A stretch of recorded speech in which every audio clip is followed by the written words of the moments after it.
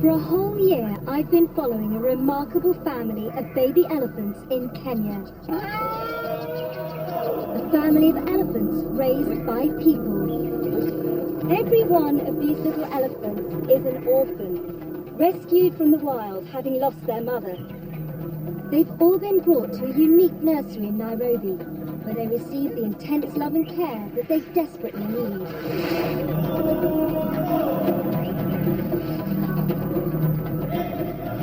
All of these babies have been saved from certain death in the wild by the vision of one woman, Daphne Sheldrake. Together with her team of dedicated keepers, she's giving orphaned baby elephants a second chance of a normal life back in the wild, where they belong. By the time they're 2 years old, the young babies are ready to leave the security of the nursery and are brought here. This is Tsavo National Park, and we're about 350 kilometers east of where Michaela is at the Nairobi orphanage. I'm following the progress of the older orphans as they learn what it takes to return to the wild. Yesterday on Elephant Diaries, a starving baby elephant was rescued after she lost her mother and was rejected by other elephants. She was rushed to the Nairobi nursery. Exhausted and traumatized, no one knew if the baby would survive her first 24 hours in care.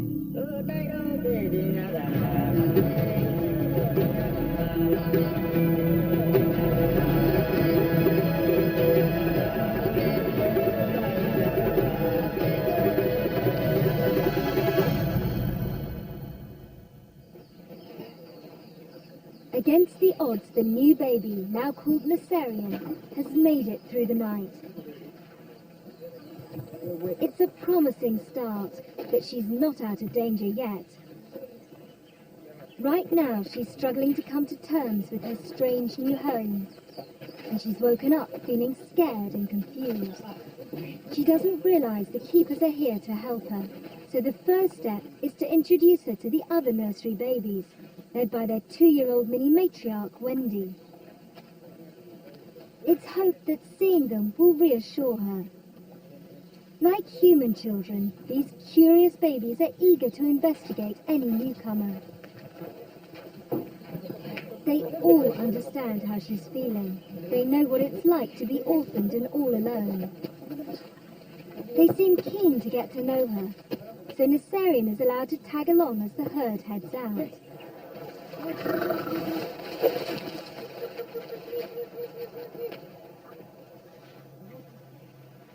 Headkeeper Edwin is relieved to see her strength returning, but understandably, Nasarian is extremely wary of him.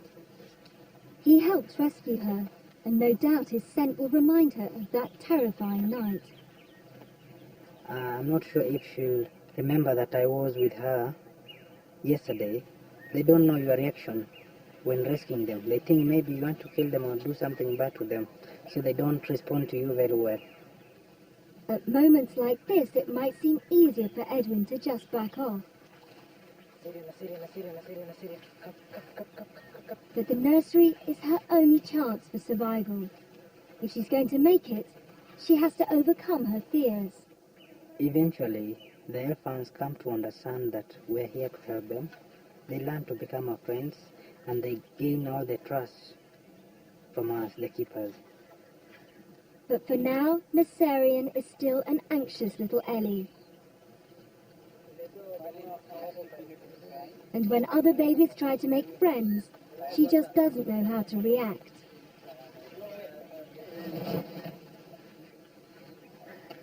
Even the offer of milk later in the day doesn't win her over.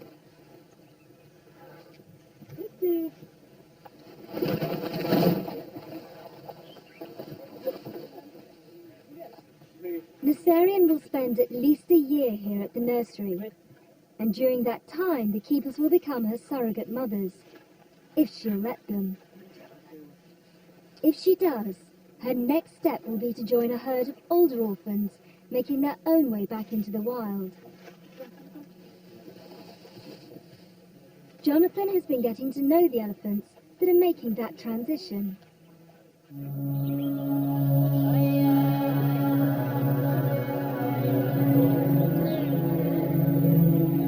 This is Savo. This is where the babies from the nursery are brought when they're old enough to begin the second stage of their journey back into the wild.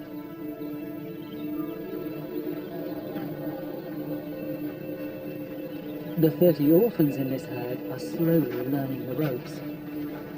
And, just like a wild herd, they're led by their very own matriarch. 10-year-old Emily lost her mother after falling into a cesspit as a baby. Imagine what a traumatic experience that must have been. Now, like any adolescent teenager ready to leave home, she's old enough to strike out and start a family of her own. But for the moment at least, she is staying with the orphan herd and helping teach them what it takes to live as wild elephants. I mean, this early morning light is absolutely glorious, and I think that sort of red Savo elephant with these huge rocky outcrops, to me, is just perfect Africa.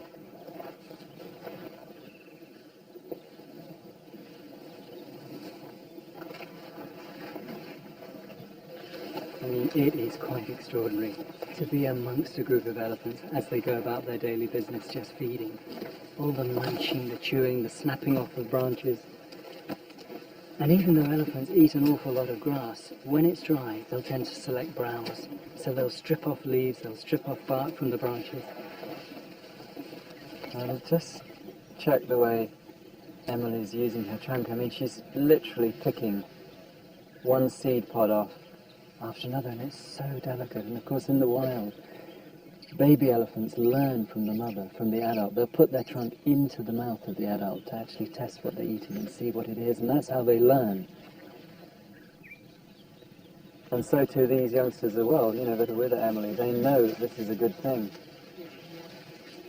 Seeing how much the younger orphans learn from Emily, I can't help wondering what would happen if she does decide to leave. She seems so vital to this group.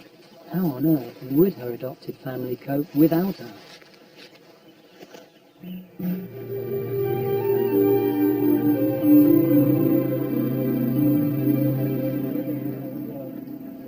It's been a few weeks since I last saw the baby orphans in the Nairobi nursery, and I'm keen to find out how Miss Sarian is getting on. It's feeding time for the baby elephants. In the wild, they'd be able to feed from their mothers whenever they wanted. Here it's a bit more controlled, and the keepers have to do the job of mother. Now, up until 6 months old, they'd be totally milk dependent, but from then on, they start to graze. Little Miss Sarian is one of the orphans that is still mostly milk dependent. And the good news is that she's learning to trust Edwin and the rest of her keepers.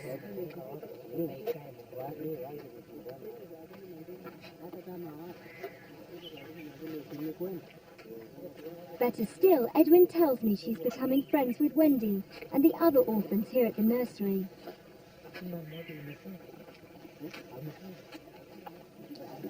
Although when milk's around, it's every little Ellie for themselves. No, Tomboy. Away. Away from here.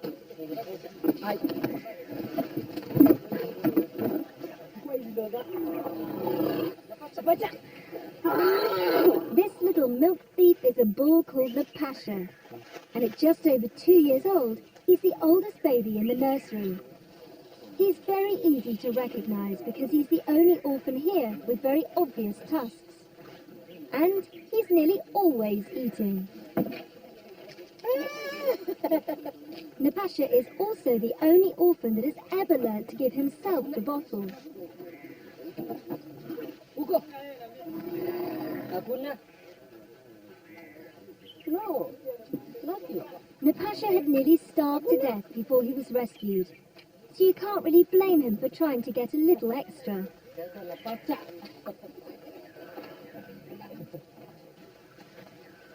Nassarian's arrival means there are now 10 little elephants in the baby herd. With Wendy as their mini matriarch and surrounded by caring keepers, life for the babies is as safe and secure as it can be. But that's about to change, because Wendy, along with 5 of the other elephants, is ready to leave the nursery and some of the young ones behind to take the next steps to go back into the wild. They're all about 2 years old, and it's time for them to head to Tsavo. Moving baby elephants out of the nursery is never easy. But Edwin and the keepers are particularly worried this time.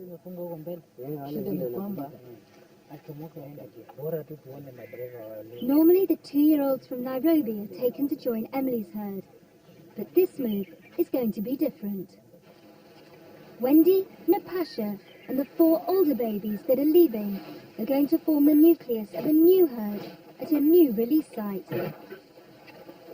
They're heading to a remote corner of Tsavo, 100 miles away from Emily's herd. It's an area of wilderness that has been home to thousands of wild elephants. Most have left, scared off by decades of poaching. Now it's safe again, and the hope is that by establishing a new orphan herd here, it will help draw wild herds back again. But Wendy has never really known life outside the nursery. So Edwin's concerned about whether she's going to cope and how the little ones will cope without her.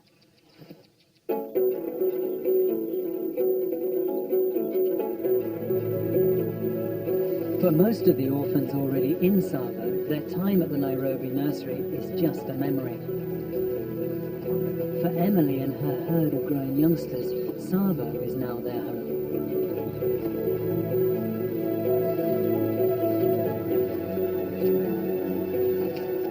This is ideal elephant country, and as well as our orphans, it's home to Kenya's largest population of wild elephants.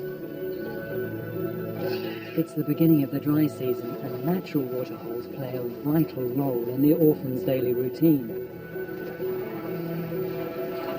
It's a chance for our Ellies to quench their thirst and cool down in the heat of the day.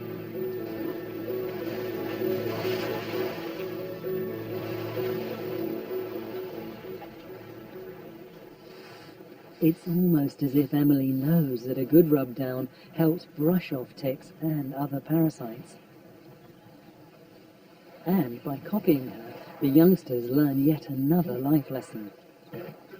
But you've always got to be alert out here. These waterholes are a magnet to any wild elephants in the neighbourhood. And this could be really exciting because Emily and the Tsavo herd are just here. And through the trees there is a wild herd. The keepers think that Emily might know this herd, but what's she going to do? See how the two families are facing off? The wild herd obviously want to use the orphan's wallow, but they're really not sure about each other. Look, Emily and the orphans are all trunks up, trying to catch the scent of the newcomers and work out who they are. Most of the young orphans are moving away. They seem unsure how to handle the situation. But some of the more adventurous ones are going over to investigate the wild elephants.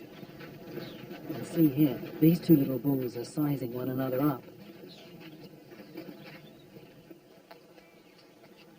It looks as if the orphans are actually trying to see the others off.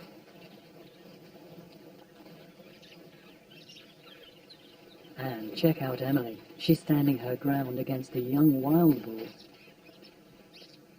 Now that just shows how confident she is. You know, this encounter is exactly what you might see between two wild herds, and it proves that our orphans are learning the etiquette of elephant society. This is what they have to do if they're ever going to be successful in the wild. And look, there's another bull coming towards Emily, and this one's much, much bigger. Well, Emily's not happy. You can tell she's intimidated by him. She's backing off.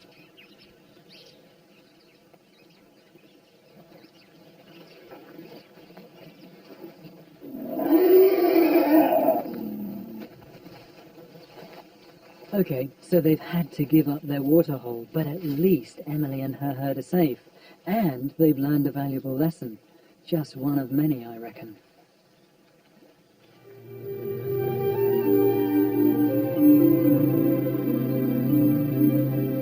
It's the end of the day here at the Nairobi nursery.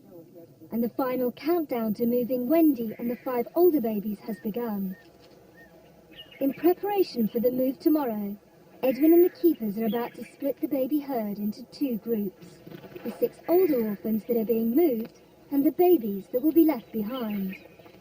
Seeing these elephants together like this and knowing that tomorrow is the day that they're going to be split up in many ways is very sad. These elephants have become such a closely knitted family. I think it's going to be particularly difficult for the young ones. They've come to rely on the older ones for protection and guidance. How are they going to feel tomorrow when they wake up and their old friends have gone? Little Domot here is one of the elephants that's going to stay behind, and the keepers are particularly worried about both him and Nessarian. Nessarian, because she's so young, she's only just arrived here and only just making friends, and Domot, because he's so close to Wendy.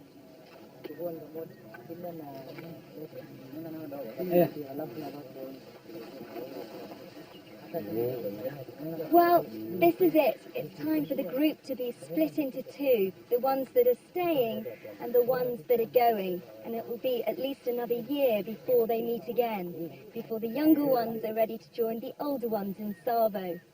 It's such a shame that you can't tell them what's going on. At least then they'd be able to say their goodbyes. Nessarian and the 3 smallest babies are led away first. Once they're out of sight, Wendy, Napasha and the older elephants follow at a distance. But instead of going straight to bed, the older ones are taken to visit the trucks that will carry them away from their friends and transport them to a new life. Edwin and the keepers want them to get used to the trucks before the move. But one little baby is refusing to go in. Well, this is the last rehearsal to get the elephants into the back of the trucks. They've all done it quite calmly so far, except for Titer. It's a year-old, old enough to remember. He fell through a manhole and into a septic tank. The tank was full, which meant that he had to tread water just to survive. Maybe the dark confines of the truck bring back terrible memories of being trapped in that tank. And that's why he's so frightened of going inside. Edwin Titus still not going in, and this is the last opportunity to get him in. What will you do tomorrow? Well, we are going to sort of convince him tomorrow and hope he will accept. But how will you convince him? We shall use all possible means, but I'm sure he will. One elephant they don't need to coax is Napasha. If there's milk on offer, then he's a complete pushover. But despite the temptations, frightened little Titer is still resisting. Poor little thing, he just doesn't want to go in. And if Titer doesn't want his milk, then there's always one hungry little elephant that does.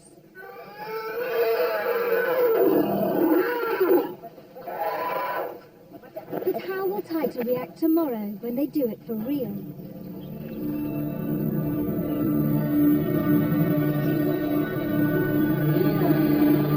Here in Savo, it's getting late, and Emily's herd are making their way back to their sleeping quarters.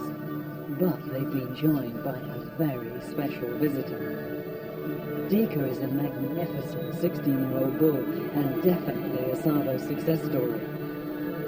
He witnessed his family being gunned down by poachers when he was just 3 months old, and was then rescued.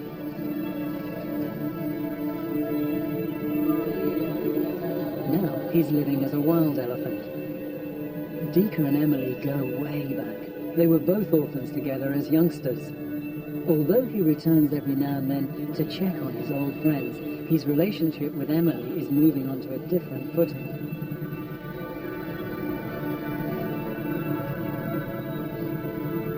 Over the past few months, the keepers have seen Dika trying to mount Emily, but this time she seems to be keeping her distance.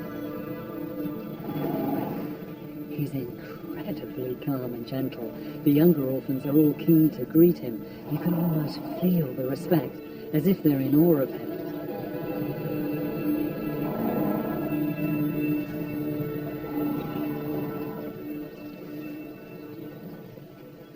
Just like the little ones in Nairobi, the smallest elephants here still get a drink of milk before bed. The only problem is that the keepers need to separate them from the older orphans before they get back to the stockades.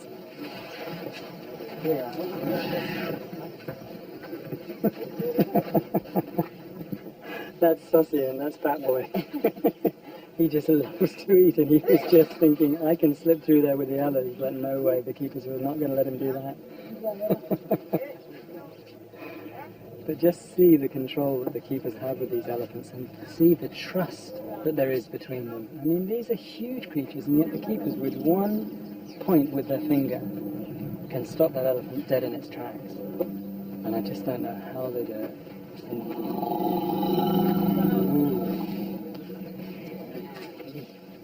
I haven't quite got the technique yet.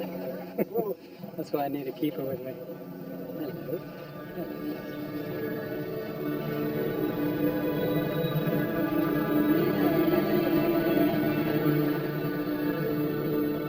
As Emily's herd makes its way home for the night, Dika keeps them company and heads straight to the waterhole in front of the stables.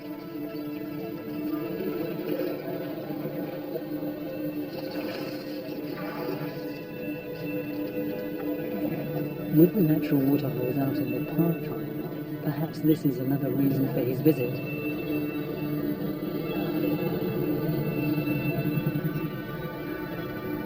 Emily plays it cool and ignores him as she makes her way into the security of her night stockade.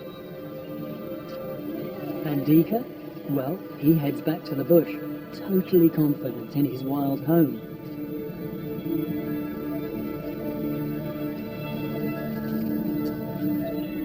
Is a perfect example of how successful the rehabilitation process can be. With friends like Dika, Emily might just take that final step back into the wild.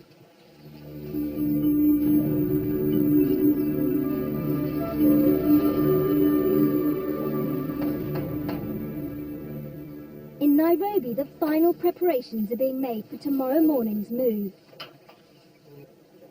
And it's bedtime for the nursery babies. For the very young elephants, this is the last feed of the day before they're put into their stables for the night.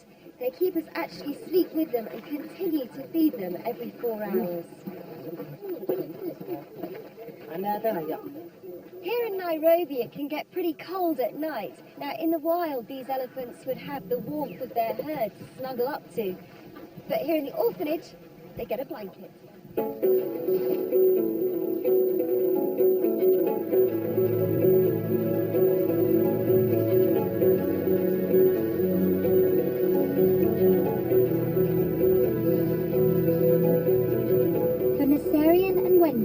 Tonight's the last time that they'll sleep in stables next to one another. Although they met only a few weeks ago, they've become close friends, and it's almost as if they sense that it's time to say goodbye. Edwin knows that tonight Wendy needs extra love and reassurance. She looks quite sad, doesn't she? Yeah. She really does. She knows something is going to happen. Yeah. All that has been happening, all the preparations.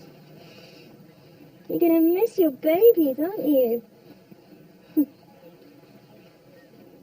It's not just a big day for the elephants, it's a big day for you as well. You're going to have to say goodbye. Yeah.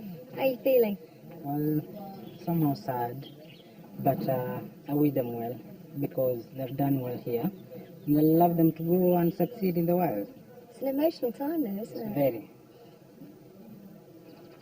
Daphne, the founder of this project, is also feeling the emotion of the moment. She's spent 50 years seeing orphans go back to the wild. But that doesn't make it any easier to say farewell to 6 little babies that she's helped nurture back to life. She knows the move is for the best, but it's still hard to say goodbye. It's a big wide world out there, and a dangerous one. And they become like your children. You know, we get very emotional about it. But of course, it's just au revoir. We'll be keeping in touch with them. But we always shed a few tears, saying goodbye, particularly to the little ones that we've had since day one, like Wendy. You know, he's very special.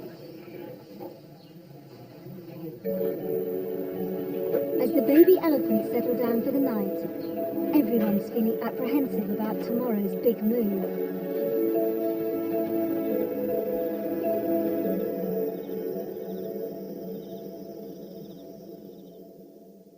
It's 5:30 in the morning, and today is the big day. It's the day that Wendy and the elephants are going to be moved. This is the last time they'll ever be at the nursery. Now there's a lot of activity going on, so no doubt the elephants have sensed that something is happening. Let's just hope it goes smoothly, and fingers crossed that Tita will go into the back of the truck. The keepers are loading the elephants 2 by 2. Wendy is one of the first to go in. She's very quiet, almost as if she's resigned herself to what's happening.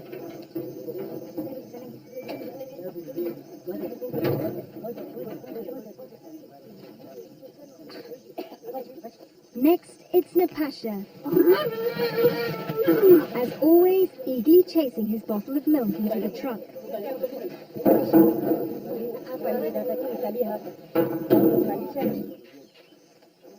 Last, it's Tita's turn, so it's all hands on deck.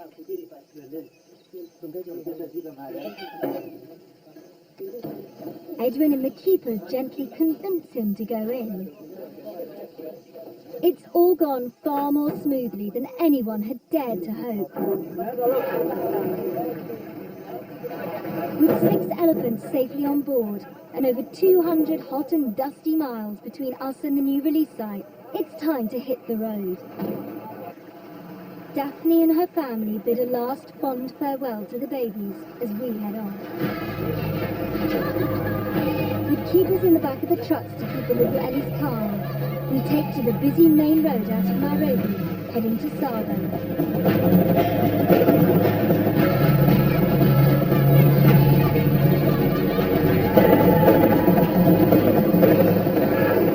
Hear them. Let's hear the elephants in But it's soon clear that we have a big problem.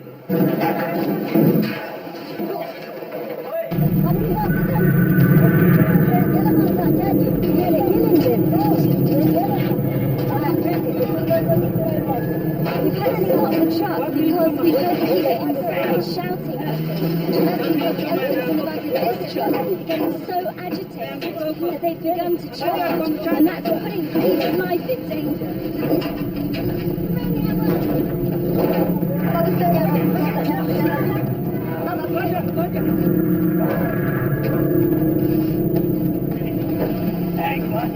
That doesn't look like Tita. That looks like...